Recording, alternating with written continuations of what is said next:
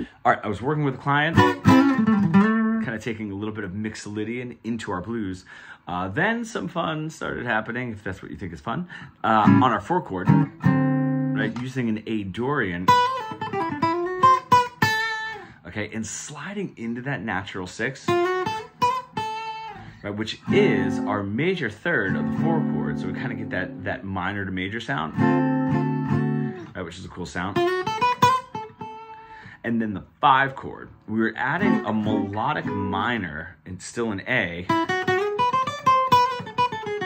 which is pretty interesting. It gives us the 7, right, that natural 7, which is the third of my 5 chord, while still maintaining minor. Right, what is really cool is if we get that, that becomes the flat 7 of the 4 chords. So when the 5 goes down to the 4, and we can still have that natural 7, right, and walk it down. And those are just the blues notes, right, from our 4 chord, right? We can have, when we get down to that 4 chord now, a minor to major third, 4, sharp 4 blues note, flat 5, right? And then my 5, right there in our 4 chord. So we really accentuate the 5 chord with that melodic minor, right? And then I have